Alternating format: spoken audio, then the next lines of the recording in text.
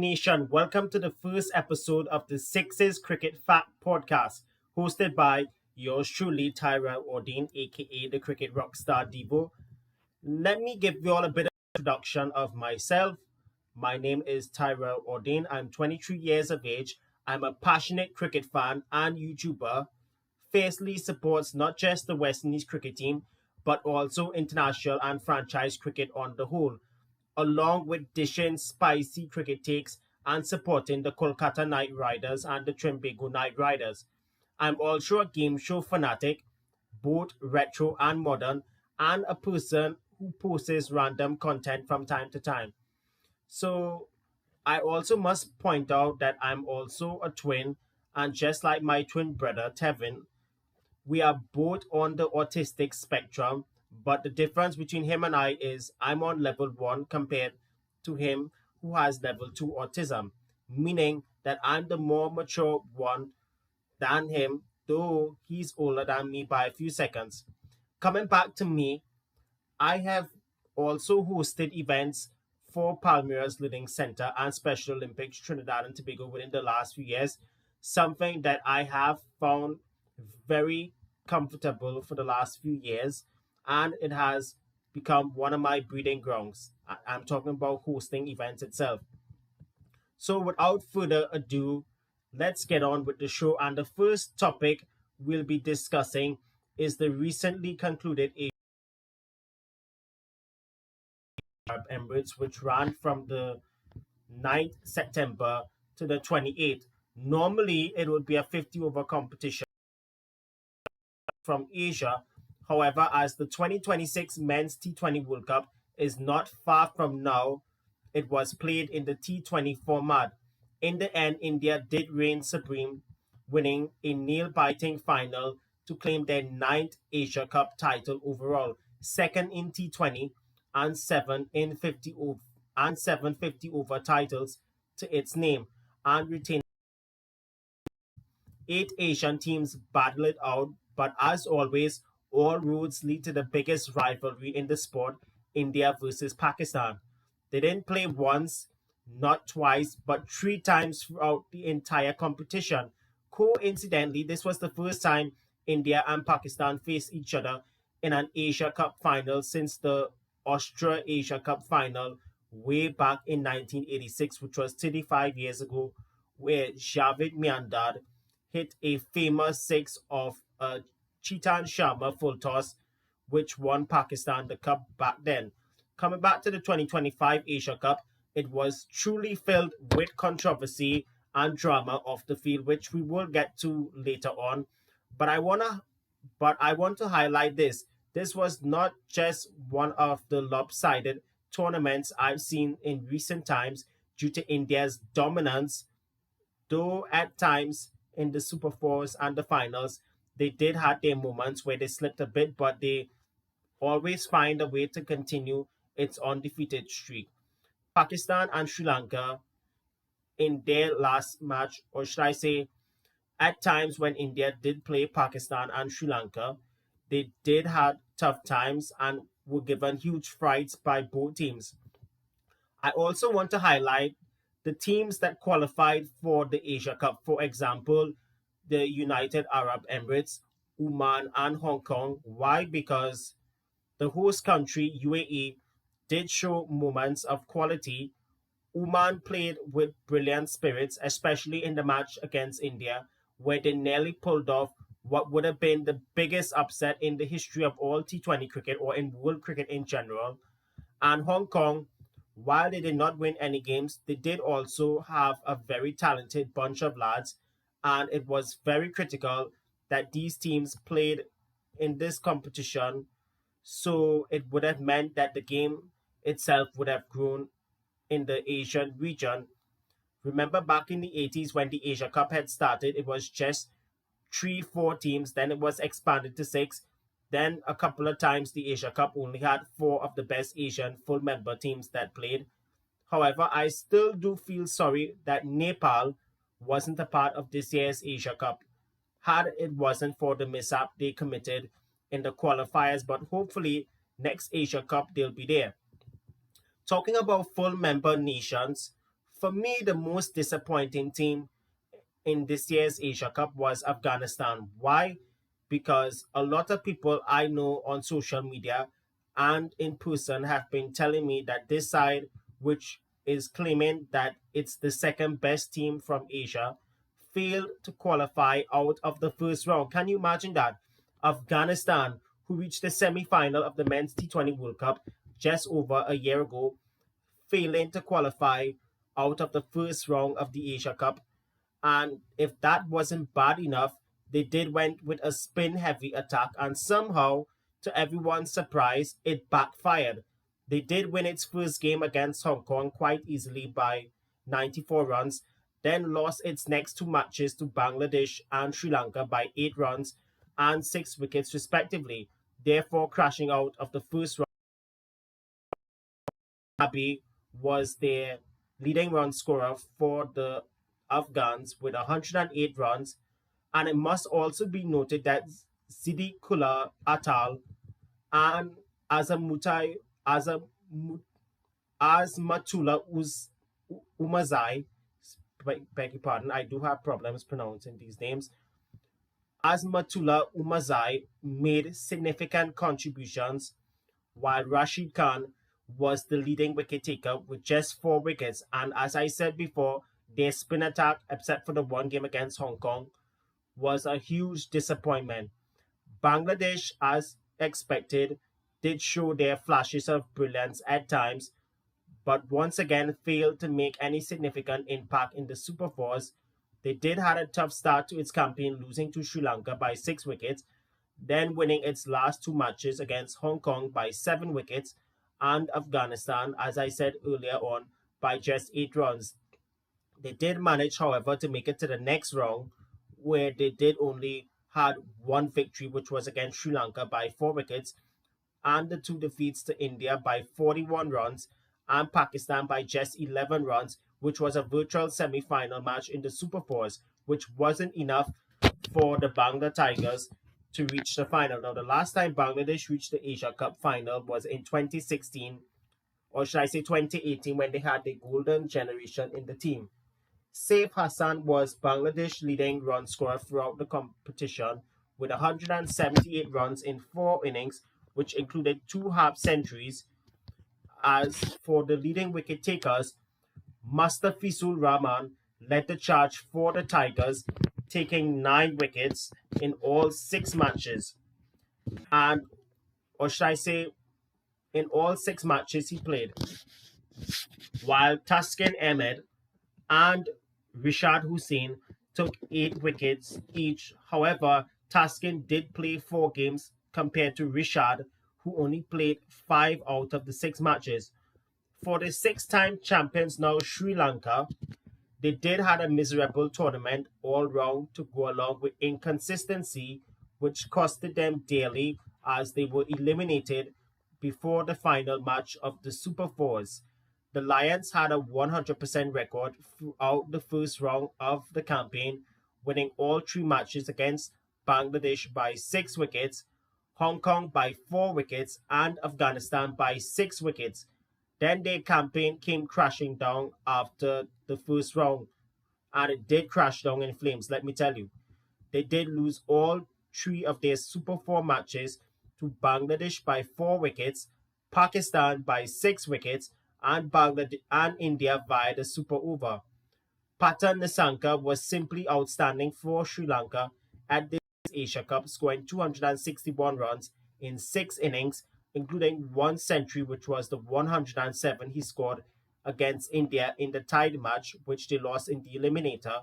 As for leading wicket takers, Wahindu Hasaranga, 8 wickets in 6 matches, and Dusmanta Chamira, 7 wickets in 6 matches, was first and second on the list for the Sri Lankan Lions.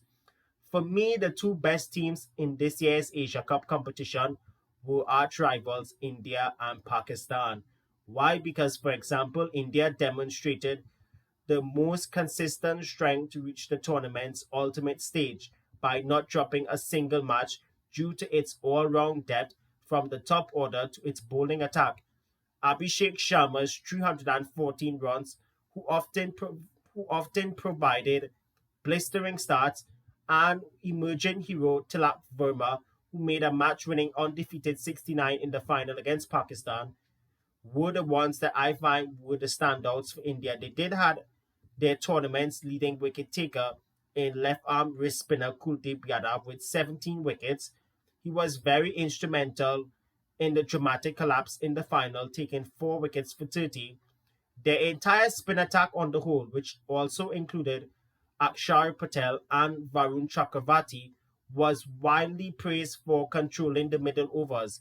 As for Pakistan, it was the same thing.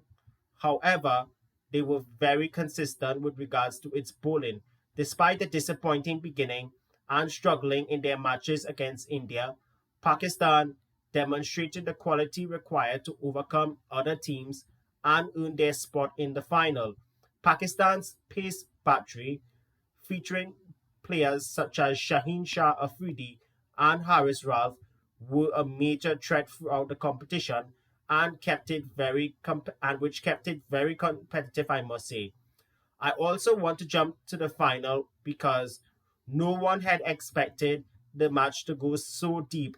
This was after Pakistan posted 146 after being sent into bat as openers Zahibazai Farhan 57 of 38 and Fakhar Zaman's 46 of 35 gave them a brilliant 84-run stand. By the time they were 113 for 2 in the 12th over, they were aiming at more than 180 and even beyond 200. But then came the turning point in which the wheels absolutely fell off the Pakistani innings. A dramatic, almost unbelievable collapse saw the men in green lose 9 wickets for just 33 runs as they capitulated for only 146 in 19.1 overs. The main architect of that collapse was India's wrist spinner Kuldeep Yadav with a sensible spell of 4 wickets for 30 runs. In pursuit of 147 to win its record ninth Asia Cup, India had a nervous start, quickly losing early wickets to be at 20 for 3 after the fourth over. I mentioned earlier on that Tilak Verma's match-winning 69 came at a very critical time. And not just that alone, he did anchor the innings, but with immense maturity, as he first stabilized things with Sanju Samson, but the critical stand was a 60-run partnership with the powerful all-rounder Shivan Dubey. This was calm, calculated, and brought up a magnificent unbeaten 69 of 53 deliveries. The match did went into the final 2 overs, needing 17 of the final 12 deliveries. After Dubey was dismissed, Riku Singh came in and finished the game off by hitting a boundary of the only delivery he faced to seal a 5 wicket victory with just 2 deliveries remaining. It might have been the blockbuster end to the Asia Cup, but there was controversy that followed after the match. And mind you, this was a complete farce. FARCE. That's what I meant. Why I said that is because it took an entire hour to start the post tournament ceremony. That's due to tensions between BCCI and PCB. If you haven't been following what transpired before the Asia Cup, here's what went down. The BCCI, the Indian government, and the cricket team led by Shriya Kumar Yadav maintained a strict policy of refusing to shake hands with the Pakistani players and staff throughout all 3 matches they played in the tournament, and they also reportedly skipped the customary pre-final photo shoot with the trophy. And it's actually reminding me of the time back in 2018 where it had this big YouTube boxing match involving KSI and Logan Paul, where both of them had to be weighed separately, just like with Logan Paul's brother Jake Paul and KSI's, also known as Comedy Gamer. The no handshake drama, I beg your pardon, involving India and Pakistan, we all know has to do with the Palagam attacks that took place on the 22nd of April 2025, which led to aftermath retaliations where the Indian army did an Operation Sindoor by striking. Oh shit! I apologize, guys. My apologies. Normally this does never happen. How dare you, camera? Anyways, guys, as I was just saying, the Palagam attacks where the Indian army did Operation Sindoor by striking military bases and a few of the northern cities in Pakistan, which led to the rest being chaos and bacchanal, and also innocent civilian lives being lost as well on both sides. But coming back to the Asia Cup final, as I stated that the post-match presentation took more than an hour to start as the Indian team refused to come out of the dressing room in protest over the president of the Asian Cricket Council, Moshin Nafi, who also happens to be the chairman of the Pakistan Cricket Board and the interior minister in the Pakistani government. His, he, however, refused to step aside, which led to commentator Simon Dool from New Zealand, who was the master of ceremonies at the post-match presentation. He had to state that the Indian team will not be receiving its winners' check or their medals tonight. Well, if that was the case, well, let me share a couple of 2 cents there. If that was the case, I know this was going to be a very controversial take in what I'm going to have to say. Why they did not boycott the ceremony instead of showing off with an imaginary trophy celebrations, I find that, in my opinion, to be a complete joke. You never see any team show off with any joke. Truth must be told, I do not even like the chairman of the PCB, not just because of that, but also for his consistent interference with the affairs of not just Pakistan cricket alone, but also Asian cricket. And it just goes to show you should never have any politician being involved in cricketing affairs slash activities. What was more disrespectful was the losing captain, Salman Ali Aga, throwing away the loser's check, which has to be the most distasteful thing I've seen on any cricket field in all my years watching the sport. Both sets of teams, in my opinion, are at fault. Why? Because the Indian team's refusal to shake hands with the Pakistani players was not just disrespectful to the spirit of the game, even though there's no rule stating that it's mandatory to shake hands with the opposing team.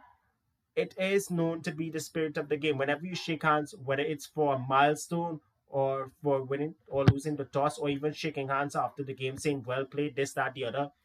But I find that to be very unacceptable and a disrespect itself.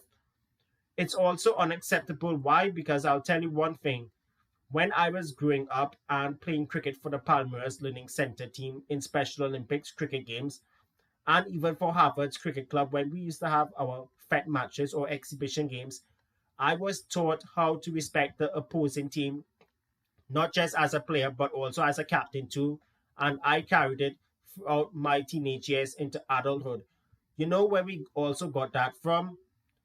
We learned that from being young from our parents. Why? Because our parents always just had to make sure that we do the right thing and respect everybody else, whether it's religion or whether it is somebody else's opinion, this, that, the other. We had to respect everybody. However, here's the catch: we do not show disrespect unlike the pros because of political beliefs. I'm just saying this, it's because of experience. This whole saga also has to be the fault of Moshe Nafik due to his refusal to step down from the presentation stage. However, India's refusal to accept the trophy and prize money from him also was politically motivated in a display of non cooperation, which rooted in the tense diplomatic relations between the two countries. However, Navik's subsequent action of removing the trophy and preventing the celebrations was truly the most pathetic, unsportsmanship like thing I've seen on a cricket field. And as a cricket lover myself, I think, in all fairness, Moshe Nafi, just like some of his freaks inside of the PCP, they need to go. They need to step down or get sacked. I'm sorry to say this, but you cannot just stay there and continue doing unacceptable things quite like that. And the worst thing out of it was running with the trophy back to Pakistan. It's unacceptable and that is wrong. In my opinion, you are guilty as fucking hell. Excuse my language. Expect some obscene as well too. So that's the first part of the topic done with the Asia Cup. I want to also touch on the India West Indies series that pulled off overnight. That's the next thing I'll be discussing. So without further ado, we're going to take a short break and we'll be right back right after this.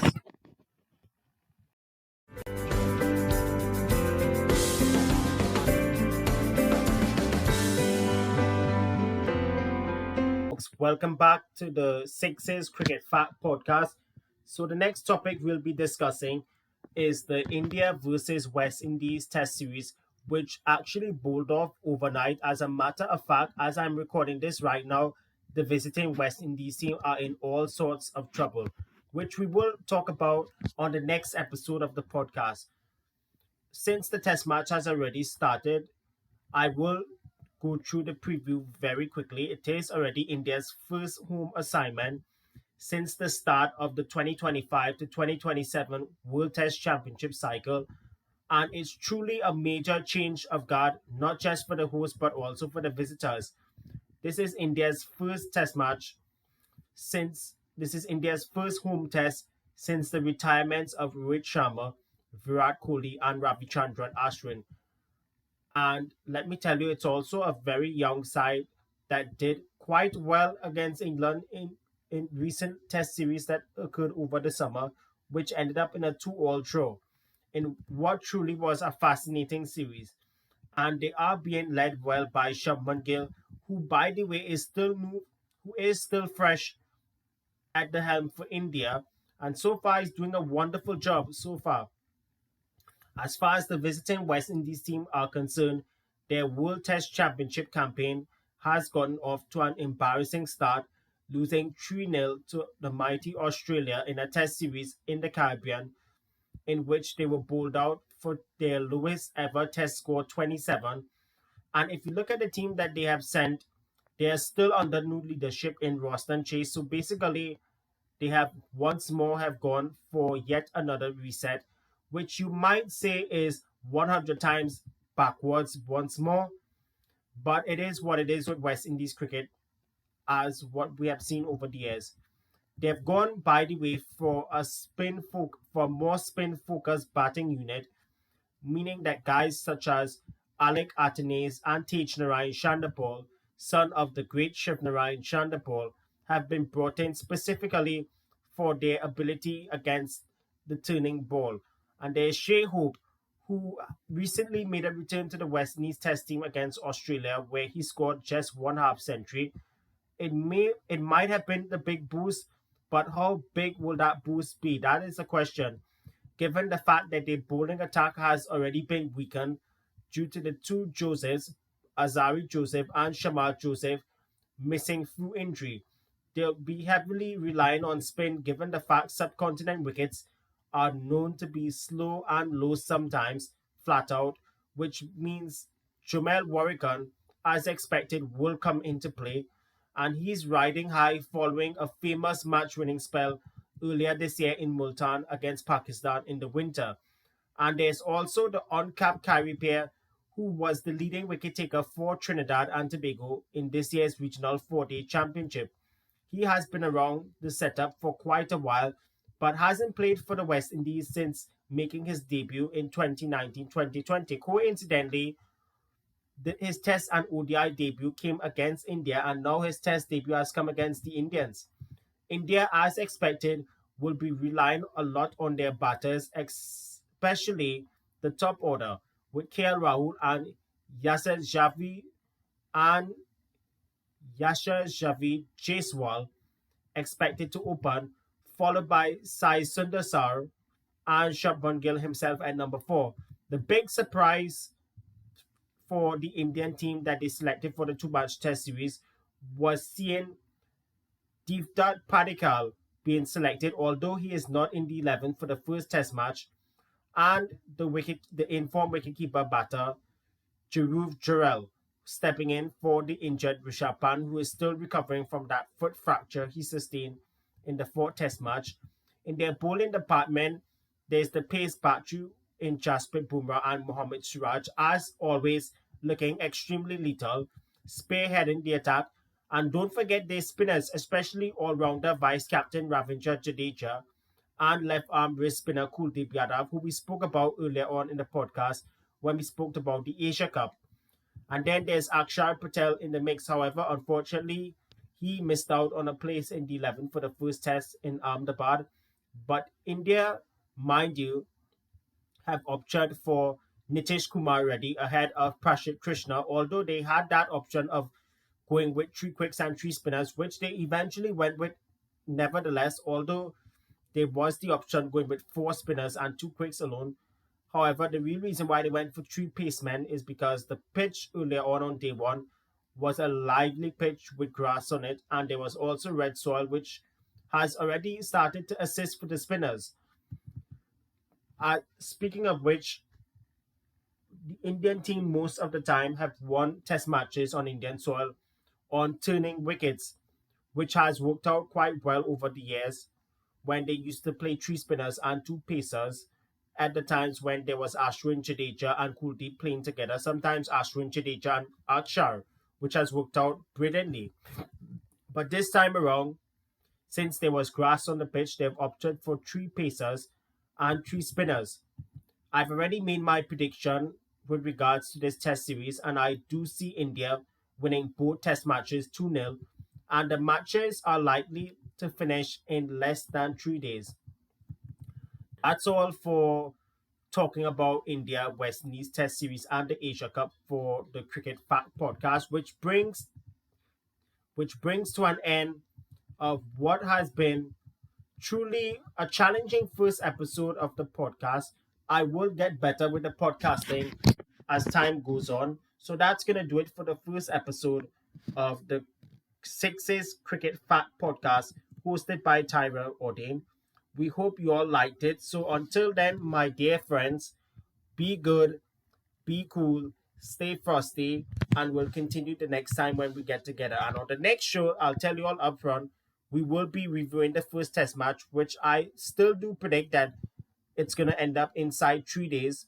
And on the next time we get together, we'll also be looking back at the Australia New Zealand T20 series, which actually I wanted to have a good look at. However, given the time constraints, I won't be able to do so. So on the next show, that's the two topics we'll be talking about.